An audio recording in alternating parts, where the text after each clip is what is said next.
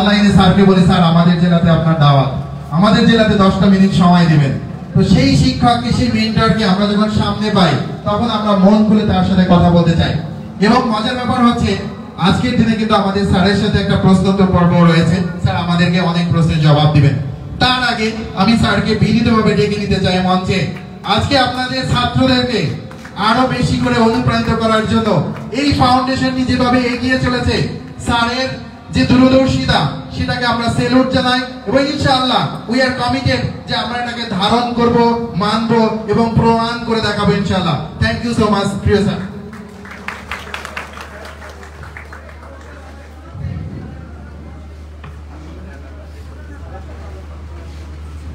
অনেক ধন্যবাদ সবাইকে। বৃষ্টি সবার জন্যই পড়ে, ভিজে কেউ কেউ। খুবই প্রাসঙ্গিক আজকে এই কথাটা। বাইরে বৃষ্টি হচ্ছে, সারা বাংলাদেশ থেকে 64 জেলা থেকে পুরো বাংলাদেশ এই মুহূর্তে আমার সামনে দাঁড়িয়ে আছে। আপনাদের সবার জন্য একটা জোরে হাততালি। আমি অনেকদিন পরে আজকে, যেহেতু নানান কারণে আমরা অনেকদিন কোনো প্রোগ্রাম করতে পারি নাই, আজকে আমার কাছে মনে হচ্ছে আমি আমার দ্বিতীয় পরিবারের কাছে ফেরত এসেছি। এবং আমি আরেকটা ব্যাপারে খুবই হ্যাপি যে আমার সেকেন্ড লাইনার তৈরি হয়ে গেছে। আজকে যারা এই আয়োজন করেছে ঢাকা থেকে দূরে গাজীপুরে, তারা প্রথমবারের মতো কনভেনরের দায়িত্ব পালন করে এই আয়োজনটা করেছে। তাদের জন্য একটা জোরে হাততালি।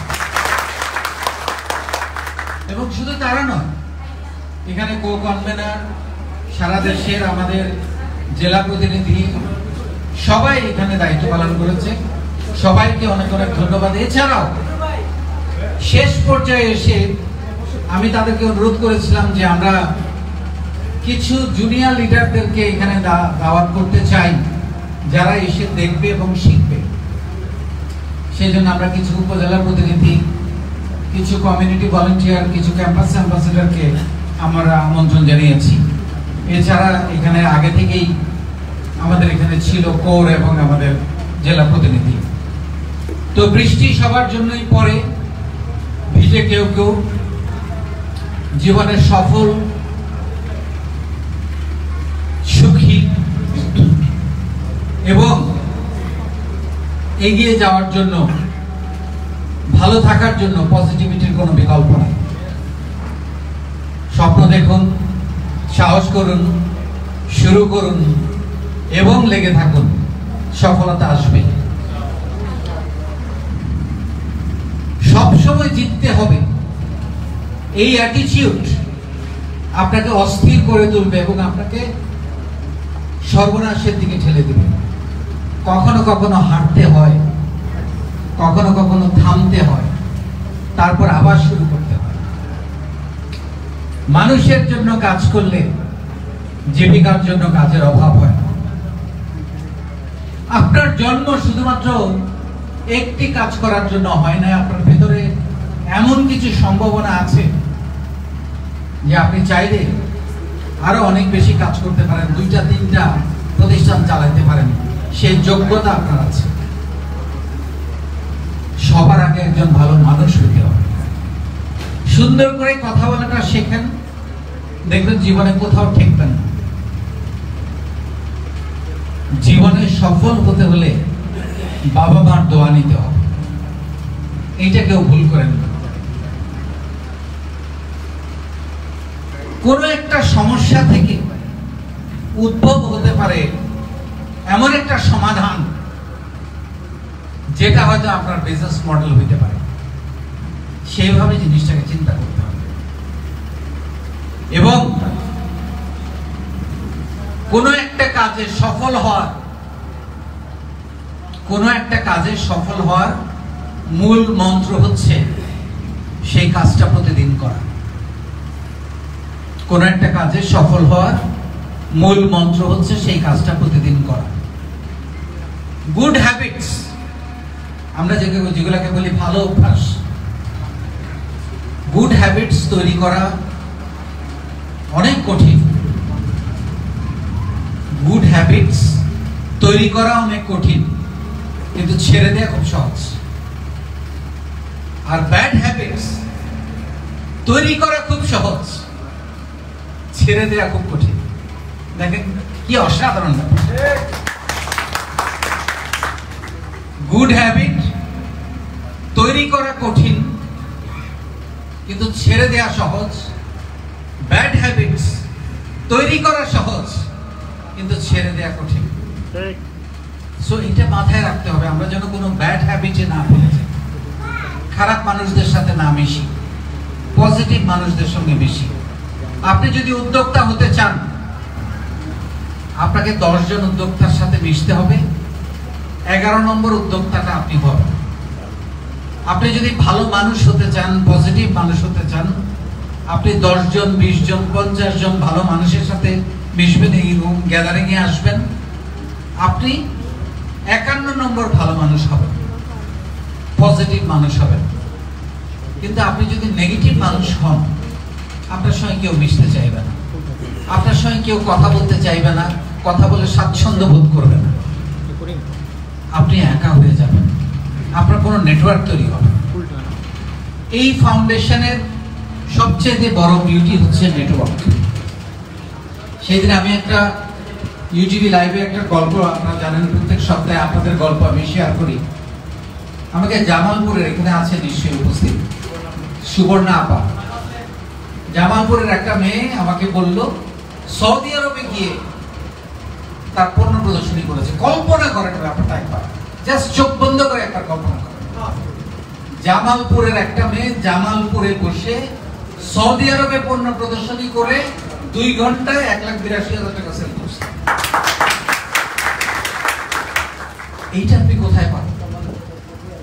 তাহলে আপনি যদি শুধু আপনার জেলা নিয়ে বসে থাকেন, এরকম 64 জেলার, আমি আজকে আপনারা এখানে আসবেন, আমি বলেছিলাম যে অন্তত 100 জনের সঙ্গে ব্যক্তিগত আলোচনা করবেন, কে কি করে, বুকে জড়াই করবেন, তার নাম জানবেন, ঠিকানা জানবেন, তার সবকিছু জানবেন।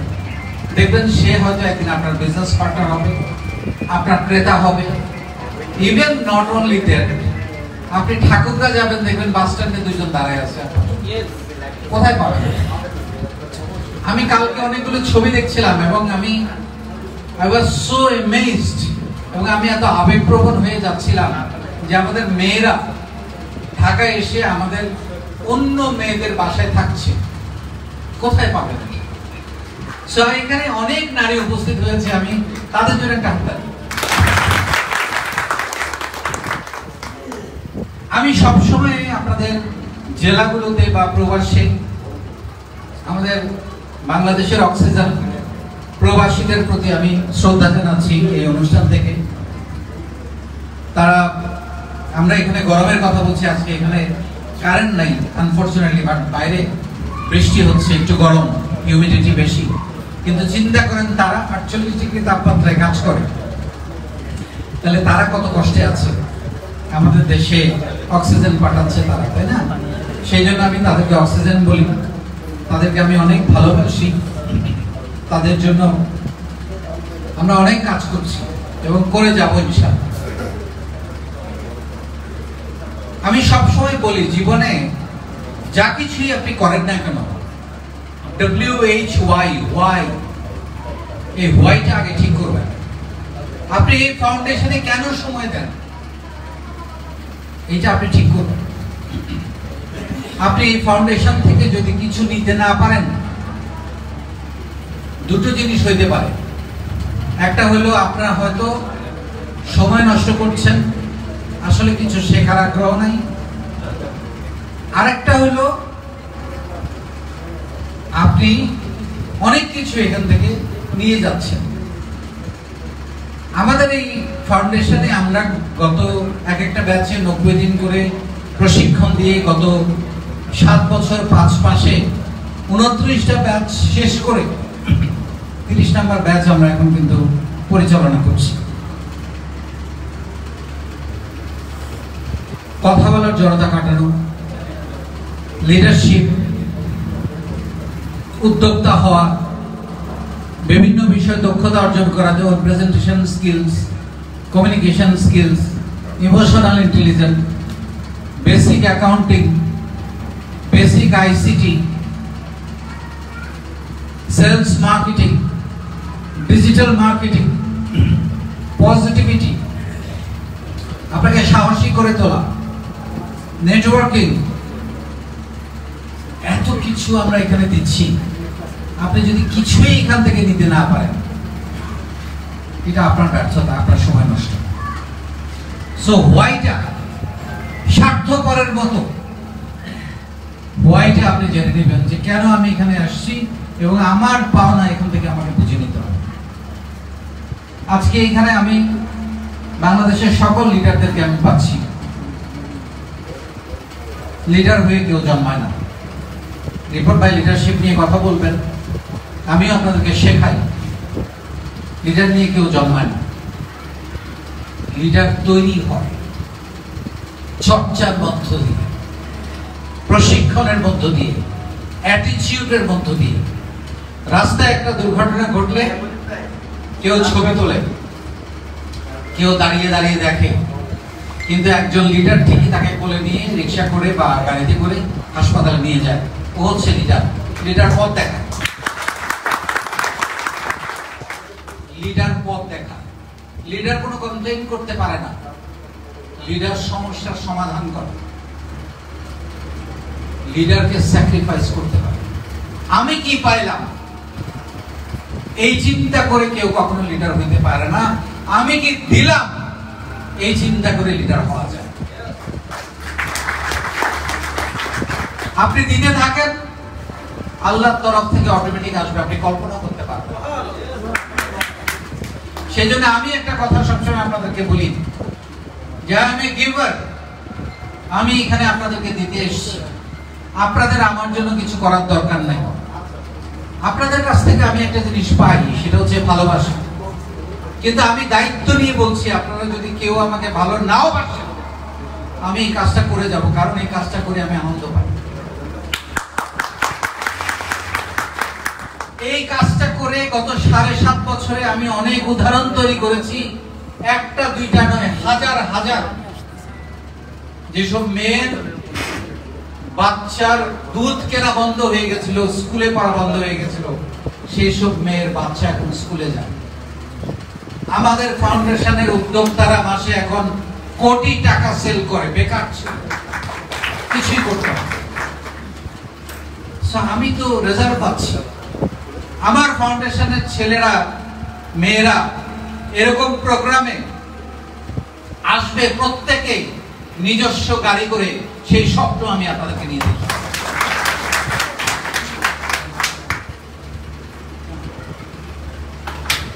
আমি আপনাদেরকে আজকে একটা জিনিস শেখাবো, যেটা আমার জীবন থেকে নেয়া। এইটা আমার মনে হয় একজন উদ্যোক্তা বা চাকরি করেন আপনি যেই হন না কেন, খুবই জরুরি। সেটা হচ্ছে মানি ম্যানেজমেন্ট। আমরা অনেকেই টাকা পয়সা রোজগার করি, কম করি, বেশি করি, কিন্তু আমরা ম্যানেজমেন্টটা জানি না। ম্যানেজমেন্ট না জানার কারণে আমাদের লাইফে যে ঘটনাটা ঘটে, আমরা ভয়ানক অর্থনৈতিক সংকটে পড়ি। এই অর্থনৈতিক সংকটে না পড়ার জন্য কিছু টেকনিক আমি আজকে আপনাদেরকে শেখাবো। আমি অনেককে দেখেছি যে শুধুমাত্র কিছু নিয়ম ফলো না করার কারণে, কিছু এথিক্স ফলো না করার কারণে টাকা পয়সা রোজগার করেও অর্থনৈতিক সংকটে ভোগে। তার লিকুইডিটি নাই, ক্যাশ নাই। এক নাম্বার, এখন কেউ কেউ আমাকে প্রশ্ন করতে পারেন এক নাম্বার বলার আগে যে স্যার আমার তো রোজগারই নেই, সঞ্চয় করবো কি, মানি ম্যানেজমেন্ট করবো কি? আপনি কি সারা মাসে কোনো না কোনো খরচ তো করেন, যেটাই করেন আপনার অভাব আছে, সংকট আছে, সেখান থেকেও আপনি মানি ম্যানেজমেন্ট করতে পারলে আপনি স্বচ্ছন্দে জীবনযাপন করতে পারবেন। নাইলে বাংলাদেশে এত লেভেলের লোকজন, নিম্নবিত্ত, দরিদ্র, খেটে খাওয়া মানুষ, মধ্যবিত্ত, উচ্চবিত্ত, উচ্চ মধ্যবিত্ত, এত শ্রেণী কিভাবে তৈরি হলো? তারা কিভাবে সুখে আছে, তারা কিভাবে ঘুমায়? আমাকে বলেন, যদি এইটা না জানতো, না পারতো। এখন যেটা করতে হবে, এক নাম্বার, সেটা হচ্ছে বাধ্যতামূলক সঞ্চয়। বাধ্যতামূলক সঞ্চয়টা কি? আপনাকে আগে ঠিক করতে হবে যে আমার মাসে খরচ কত। ধরেন আপনি রোজগার কম করেন বা রোজগার নাই আপনার, তাও আপনার মাসে একটা খরচ আছে না? সেই খরচ থেকে 10% টাকা বাধ্যতামূলক সঞ্চয় করতে হবে।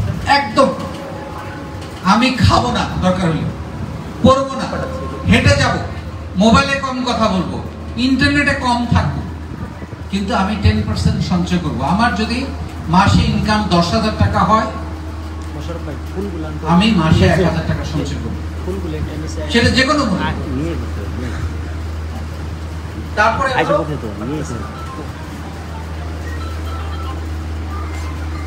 আয়ের চেয়ে ব্যয় কম করা, এটা আমরা অনেকে মানি না। আমি অনেককে দেখেছি মাসের 15 তারিখ গেলে বলে তার হয় বেতন শেষ, বা তার যে ইনকাম উদ্যোক্তা হিসাবে সে টাকা তার নাই। আয়ের চেয়ে ব্যয় কম করতে হয়, এই থিঙ্কিংটাই আমাদের নাই। আয়ের চেয়ে ব্যয় কম করতে হয়। নাই খাবো না, আজকে আগে আলু ভর্তা দিয়ে ভাত খাইতাম, ওইটাই খাবো। আপনারা শুনলে অবাক হবেন, আপনারা অনেকেই জানেন যে আমার বাবা যথেষ্ট একজন ব্যবসায়ী ছিলেন এবং ছোটবেলা থেকে আমি যথেষ্ট প্রাচুর্যের মধ্যে বড় হয়েছি। কিন্তু এসএসসির পর আমি আমার বাবার কাছ থেকে আমার যতটুকু প্রয়োজন তার থেকে কম টাকা নিতাম। আমার বাবা দিতেন, কিন্তু তাও কমটা নিতাম, কারণ আমি দেখতে চাচ্ছিলাম যে আমি চলতে পারি কিনা। আমি টিউশনি করতাম, আমি পায়ে হেঁটে বিভিন্ন জায়গায় যেতাম, বাসে চড়তাম, সেরকম জীবনে আমি কাটিয়েছি। এমনও হয়েছে আমার পকেটে টাকা নাই, আমি একটা প্রোগ্রামে, একটা অনুষ্ঠানে আমি যাই নাই, আমাকে দাওয়াত দিয়েছে কোনো এক আত্মীয়, কারণ গিফট কেনার টাকা ছিল না। তো আমি কেন নিজেকে কনফাইন করে রেখেছি? অসুবিধা নেই, সময় আসবে তো, আগে কাজ করি, আগে পরিশ্রম করি, আগে এগিয়ে যাই। ওই যে 5-7টা বছর সবকিছু রেখে, বন্ধ রেখে রোজার মতো কাজ করতে হবে। সেই জন্য আয়ের থেকে ব্যয় কম করতে হবে, এইটা আগে সিদ্ধান্ত নিতে হবে যে আমার যতটুকু আয় ঠিক তার থেকে আমি 10% কম খরচ করব, 90% বাকিটা খরচ করব, 10% জমাবো। আরেকটা হচ্ছে কারো কাছ থেকে ধার করবেন না। এটা একটা, যে একটু আগে বললাম গুড হ্যাবিট, এটা হচ্ছে একটা গুড হ্যাবিট। ধার করবেন না, বিশ্বাস করেন এটা খুবই বাজে একটা অ্যাটিটিউড। আমি কিছু মানুষকে জীবনে আমি ব্যক্তিগতভাবে পেয়েছি, এদের অভ্যাসই হলো খালি ধার করা। এর থেকে ধার করে, তারপর কিছুদিন পরে আরেকজন থেকে নিয়ে ওকে কিছু টাকা দেয়, তারপর আরেকজনকে নিয়ে এরা কিছু দেয়, মানে 5-6 জনের কাছে, 7 জনের কাছে দোকানে বাকি করে। বাকি করবেন না, আপনার কাছে নাই খরচ করবেন না। ধার করে চলার তো কোনো বাহাদুরি নাই, তাই না? আপনি ধারটা বন্ধ করে দেন। এবং আমি কথাটা দায়িত্ব নিয়ে বলছি, আজকে আপনাদের সামনে যে ইকবাল বাহার দাঁড়িয়ে আছে, আপনারা শুনলে অবাক হবেন, আমার লাইফে কোনোদিন আমি কারোর কাছ থেকে 1 টাকা ধার করিনি। No, no means no. So এটা চাইলে পারা যায়। নাই খাবো না, থাকবো না, কম খাবো, ছোট বাসায় থাকবো, কম চলবো। তারপরে হচ্ছে কাউকে ধার দিবেন না। এটা হয়তো শুনতে কেমন যেন লাগছে। কাউকে ধার না বলা শিখতে হবে। আমি দায়িত্ব নিয়ে বলছি, ধার দিয়ে সম্পর্ক উন্নয়ন করা যায় না, এটা জিরো। ধার দিয়ে সম্পর্ক নষ্ট হয়। কাউকে ধার দিবেন না। আপনি যদি কাউকে সাহায্য করতে চান, আপনার যদি টাকা থাকে, এককালীন কিছু দিয়ে দেন, যে ওইটা আর ফেরত চাইতে হবে। সো ধার দিবেন না। এই একটু পরে দাও, ধার দিবেন না। কোন প্রতিষ্ঠান থেকে, এরপরে যেটা বলবো, কোন প্রতিষ্ঠান থেকে প্রাতিষ্ঠানিক কোনো লোন নিতে হইলে সেটা পরিশোধের নিশ্চয়তা থাকলে আপনার ইনকাম লেভেলে, তবেই প্রাতিষ্ঠানিক লোন নেবেন, নাহলে নেবেন না। একটা উদাহরণ দেই। আমার এক পরিচিত বহুদিন আগে হঠাৎ করে দেখি সে একটা গাড়ি কিনে নিয়ে আসছে। এই আমি একটা গাড়ি আনছি, চলো তোমাকে দেখাই। দেখলাম খুবই সুন্দর গাড়ি, আমার গাড়ি থেকেও দামি গাড়ি। তা আমি তাকে যতটুকু চিনি তার গাড়ি কেনার যোগ্যতা থাকার কথা না, কারণ গাড়ি তো কিনলে হবে না, গাড়িটা কিনলে মাসে 50,000 টাকা খরচ আছে। তো আমি বললাম যে তুমি গাড়ি কিনলে কিভাবে? বলে লোন করে গাড়ি কিনেছি। ভালো, খুবই ভালো। তো লোন পরিশোধ করতে পারবো তো? হয়ে যাবে, কোনো ব্যাপার না। 6 মাস পরে দেখি গাড়িটা নাই। কি ঘটনা? বলছে ইনস্টলমেন্ট দিতে পারিনি, ব্যাংক নিয়ে গেছে। ঠিক, লোন করে ফুটানি করার তো দরকার নেই ভাই। আপনাকে আগে নিশ্চিত হতে হবে যে আপনি এটা, বাংলাদেশে এটা একটা কালচার যে ব্যাংক থেকে বা লিজিং কোম্পানি থেকে বা বিভিন্ন জায়গা থেকে লোন নিয়ে টাকা ফেরত না দেয়। আমরা তো সেরকম মানুষ না, তাই না? আমরা তখনই আমরা টাকাটা নিব যখন আমরা সেটা ফেরত দিতে পারবো নিশ্চিত ভাবে। আরেকটা হলো খরচের একটা হিসাব রাখবেন। আপনারা জানেন যে আমরা মূলত 4 ধরনের খরচ করি। 4। একটা হলো বাধ্যতামূলক খরচ, যেমন আপনার খেতে হবে, বাড়ি ভাড়া দিতে হবে, স্কুলের বাচ্চাদের স্কুলের ফি দিতে হবে, দুধ কিনতে হবে, এগুলো হলো একদম বাধ্যতামূলক। এটা হচ্ছে একটা। আরেকটা খরচ কি? আরেকটা হচ্ছে বিনিয়োগ। আপনি একটা গাড়ি কিনলেন, একটা জমি কিনলেন, এক টুকরো, একটা ফ্ল্যাট কিনলেন, এটা হচ্ছে আরেকটা বিনিয়োগ, বিনিয়োগের জন্য খরচ। আরেকটা খরচ কি? আরেকটা খরচ হচ্ছে বিলাসী খরচ। একটা ভালো ফোন আছে না, আরেকজন একটা সুন্দর আরেকটা কিনবে, দরকার নেই কিন্তু এটা বিলাসিতা, আরেকটা কিনতেছি। বা একটা হুট করে একটা মোটরসাইকেল কিনতেছি, বা মোটরসাইকেল যদিও দরকারি, কিন্তু ওই যে 2.5 লাখ 3 লাখ টাকা দামের একটা আসছে আমার কাছে, তো আমারটা তো 1 লাখ টাকা দামের, আরেকটা কিনি। আরেকজনকে দেখতে হবে। ভাই, কেনাকাটার সময় নিজের ভালো লাগাটাকে প্রাধান্য দিবেন, দেখানোটাকে প্রাধান্য দিবেন না। হ্যাঁ। আর আরেকটা খরচ কি করি আমরা? সেটা হলো অপ্রয়োজনীয় খরচ। 4 নাম্বারটা কি? অপ্রয়োজনীয় খরচ। ফেসবুকে স্ক্রল করতেছি, হঠাৎ করে একটা জিনিস ভালো লাগলো, এটা কিন্তু এই উদ্যোক্তাদের কিন্তু খুব সুবিধা হয়, কিন্তু আপনার জন্য এটা অপ্রয়োজনীয়। আছে 10টা জামা আছে, 30টা শাড়ি আছে, হ্যাঁ সবই আছে, তারপরে এটা ভালো লাগছে, ক্লিক করে কিনে ফেললাম, কিন্তু এটা অপ্রয়োজনীয়। তারপরে কেউ কেউ আছে অকারণে হোটেলে গিয়ে, রেস্টুরেন্টে গিয়ে বিভিন্নভাবে খরচ করে, এগুলোকেও আমি অপ্রয়োজনীয় মনে করি। সপ্তাহে 1 দিন, মাসে 1 দিন করেন, সমস্যা নেই। প্রায় এগুলো করা, এগুলো কিন্তু আমরা কমাইতে পারি। আরেকটা জিনিস ট্রিক্স আপনাদের শেখাই দেই, যেটা আমি গত প্রায় 25 বছর ধরে মেনটেন করতেছি। সেটা হলো আয় বাড়লে, প্রথমে বলেছি কি বাধ্যতামূলক সঞ্চয় 10%, আয় বাড়লে সঞ্চয়টাও বাড়াই দিবেন। আমি একদম লাইফের প্রথম যে চাকরি করতাম, আমার লাইফ তো চাকরি দিয়ে শুরু, আপনারা জানেন, পরে আমি উদ্যোক্তা হয়েছি। আমি প্রথম বেতন পাওয়ার পরেই একটা ডিপিএস খুলি 500 টাকা দিয়ে। এটা আমরা কেউ শিখায় নাই, আজকে আপনাদেরকে আমি শিখাইতেছি, এবং এটা আমার পরে একটা হ্যাবিট হয়ে গেছে। আপনি দেখেন নর্মালি ডিপিএস গুলো কি হয়, 5 বছর, 10 বছর বা 14 বছর। এক একটা ডিপিএস 5 বছর পরে ম্যাচিউর হয়, 10 বছর পরে, 12 বছর পরে, 14, এটা আপনার উপর ডিপেন্ড করবে, 7 বছর পরে হইতে পারে। তো এখন আপনার প্রত্যেক বছর তো কিছু ইনকাম বাড়বে, বেতন চাকরি করলে বেতনে ইনকাম বাড়বে, ব্যবসা করলে ব্যবসাতেও প্রত্যেক বছর আপনার সেল বাড়বে, এটা তো খুবই স্বাভাবিক। নাহলে ব্যবসা করে লাভ কি? যেটা করতে হবে, ওই যে বাধ্যতামূলক সঞ্চয় 10%, আগে হয়তো আপনি 10,000 টাকা ইনকাম করতেন, এখন যদি 50,000 টাকা ইনকাম করেন, তাহলে সেভিংস করতে হবে 5,000 টাকা, 1,000 টাকা কিন্তু না। এখন ধরেন প্রতি বছর যদি আপনি এরকম করে একটা করে ডিপিএস করেন, 10 বছর পরে কি ঘটনাটা ঘটবে চিন্তা করেন। প্রতি বছর একটা করে ডিপিএস ম্যাচিউর দিতে থাকবে, এবং আপনি যে টাকাটা ডিপিএস করে ফেলেছেন, আমি প্রবাসীদেরকে এই কথাটা বলছি, যে টাকাটা ডিপিএস করে ফেলেছেন সেই টাকাটা কিন্তু আপনার খরচের খাতায় চলে গেছে, আপনার কাছে তো নাই, আপনি ওটা উঠাতেও পারবেন না। কিন্তু আপনি চিন্তা করেন 10 বছর পরে প্রতি বছর 5 লাখ, 10 লাখ, 15 লাখ 20 লাখ টাকা করে আপনার বিপিএস থেকে আসতেছে। আপনি কল্পনা করেন ব্যাপারটা একবার। এবং আমি এক্স্যাক্টলি তাই করি। আমার এমন ভাবে সেট করা, প্রতি 6 মাস পর পর একটা ডিপিএস ম্যাচিওর হয় এবং অনেকগুলো টাকা একসাথে পাই। কারণ আমি তো জানি ওটা আমার খরচ হয়ে গেছে, আর আমি জানিও না এই কারণ হলো আমার ব্যাংক অ্যাকাউন্ট থেকে অটো এটা কেটে নেয়, আমাকে ডিপোজিটটা জমা দিতে হবে। সো আমি ধরে নিই যে আমার ব্যাংক অ্যাকাউন্ট থেকে টাকাটা খরচ হয়ে গেছে, কিন্তু হঠাৎ করে অনেকগুলো টাকা পাচ্ছি। সো যেটা করতে হবে, আয় বাড়লে সঞ্চয়টাও বাড়াইতে হবে।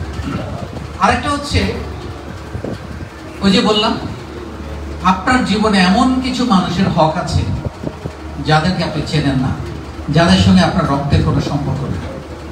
সো আপনাকে কি করতে হবে, আপনার আয়ের 1% দান করতে হবে, মাস্ট। আপনি যদি সব খাওয়ার চেষ্টা করেন একা, না দিলে আসেন। সো আসতে হলে আপনাকে দিতে জানতে হয়, তাই না? সো আপনাকে দান করতে হবে আয়ের 1%। ইভেন আপনার যদি 10,000 টাকাও ইনকাম থাকে, আপনি 100 টাকা প্রত্যেক মাসে দান করবেন, একদম ফিক্সড করবো এটা, এই নিয়মটা ঠিক রাখেন, দেখবেন আয় বাড়তে থাকে। আয়ের সঙ্গে বরকতের একটা সম্পর্ক আছে, ভাগ্যের একটা সম্পর্ক আছে, কার সাথে কোথায় কখন দেখা হওয়ার পর একটা ডিল হয়ে যাবে সেটার একটা সম্পর্ক আছে, আপনি কল্পনা করতে পারেন। সো আপনাকে 1% দান করতে হবে, এটার একটা চিন্তা করবেন। This is all money management. এখন আসেন, আপনার আয় বাড়ছে, তাহলে আয় যখন বাড়বে, আপনি 5 বছর 7 বছর কাজ করেছেন, আপনার আয় বাড়বে না? Thank you. আয় বাড়বে না? আয় যখন বাড়ছে তখন আপনাকে নতুন কিছু পরিকল্পনা করতে হবে। কি? সেটা হচ্ছে এখন যে সঞ্চয়টা করবেন বা যে ডিপিএস গুলো করবেন, সেটা হবে সে হজ করার জন্য, সে চিকিৎসার জন্য। এটা আল্লাহ না করুক কোনো একটা বিপদ আসলো, কিন্তু আপনাকে তো একটা সংস্থান রাখতে হবে কিছু টাকা চিকিৎসার জন্য। তারপরে কেউ হয়তো বিয়ে করবেন, বিয়ের জন্য, বা সন্তানের বিয়ে দিবেন তার জন্য, তাই না? তো সেই জন্য একটা আলাদা আপনি 3 বছর 5 বছর 7 বছরের একটা সঞ্চয় বা একটা সংস্থান আলাদা করে রাখতে পারেন। এরপরের যেটা, সেটা হচ্ছে আপনার আয় আরো বাড়ছে, আপনার মাসিক যে আয় খরচ তার থেকে আয়টা ভালো হচ্ছে।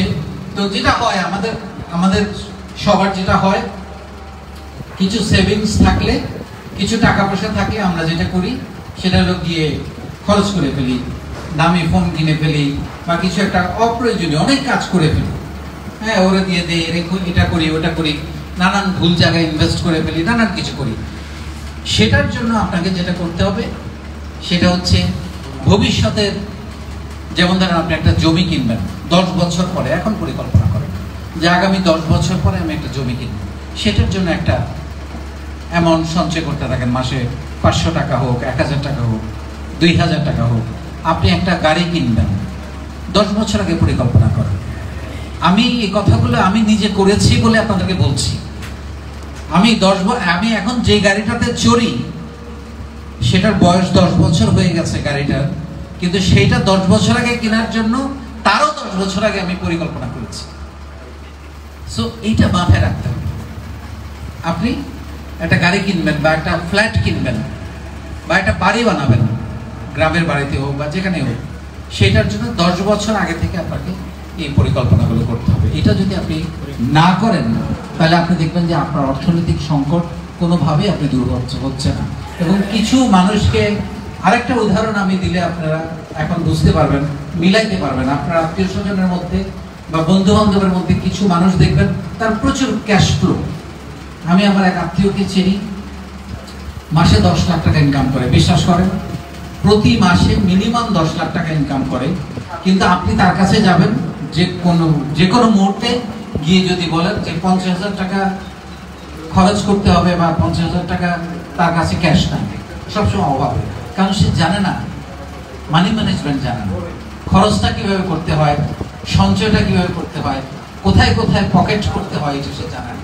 যার কারণে তুমি 10 লাখ টাকা ইনকাম করো, তোমার কাছে 50,000 টাকা চাইলে পাওয়া যায় না, কোনো একটা কাজ করবো, একটা ডোনেশন বা একটা কিছু, তাকে পাওয়া যায় না, কারণ সে বলে যে আমার তো টাকা নেই, ক্যাশ নেই। This is money management. So আজকে এই সুযোগ পেয়ে আপনাদেরকে এটা একটু বলে দিলাম। আমার মনে হয় যে এটা আপনাদের জীবনে অনেক কাজে লাগবে।